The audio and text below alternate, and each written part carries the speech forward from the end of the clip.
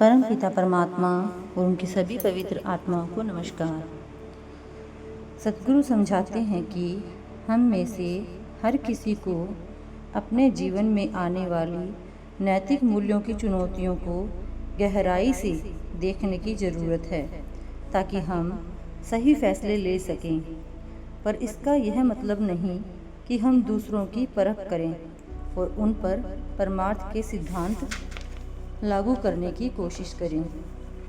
सतगुरु खुद कभी परख नहीं करते, वह तो प्रेम की मूरत होते हैं, आशावादी होते हैं। अगर सतगुरु ही हमें हमारी कमजोरियों के बारे में बताने लगे तो फिर उनके पास कौन आएगा। सतगुरु हमें सज़ा देने के लिए नहीं आते। भला इससे बड़ी सज़ा और क्या हो सकती है कि हम परमात्मा से ही बिछुड़ गए हैं। हर जीव जिसे नामदान प्राप्त है उसका सतगुरु के साथ निजी संबंध होता है। सत्य की खोज में लगे हर जिज्ञासु का अपने अंतर में परमात्मा के साथ निजी संबंध होता है। ना तो आम संगत और ना ही ऊंचे पद वाला कोई सेवादार किसी की परख कर सकता है या उसे सजा दे सकता है। सतगुरु से पूछा गया कि नामदान लेने के बाद जो लोग संत मत से भटक जाते हैं उनके प्रति सत्संगियों का कैसा रवैया होना चाहिए। वह हमेशा इस बात पर जोर देते रहे कि हमें दूसरों को उनकी कमियों का एहसास नहीं दिलाना चाहिए। वह कहते थे और कहते हैं कि अहम बात तो यह है कि जो भी सत्संग में आना चाहे या सेवा करना चाहे उसका स्वागत होना चाहिए।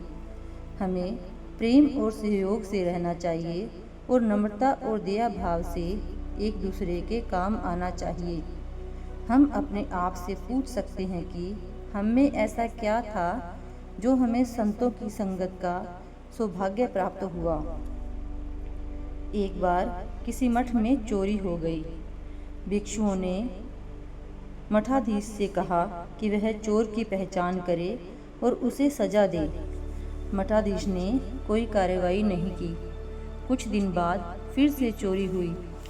अब भिक्षुओं ने मठाधीश से कहा कि वह चोर को मठ से निकाल दें, परंतु मठाधीश ने फिर भी कोई कार्रवाई नहीं की। तब भिक्षुओं ने कहा कि अगर कोई कार्रवाई नहीं की गई तो वे सभी मठ छोड़ देंगे।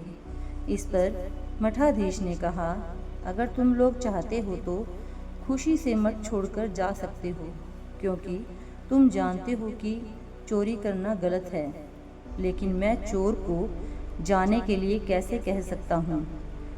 मठ के सहनशील दया भाव वाले वातावरण और यहाँ के नैतिक सिद्धांतों के बिना वह कैसे सीख पाएगा कि सही क्या है और गलत क्या है। यह सुनकर चोर की आंखों से आंसू बह निकले। उसने फिर कभी चोरी नहीं की। Thank you.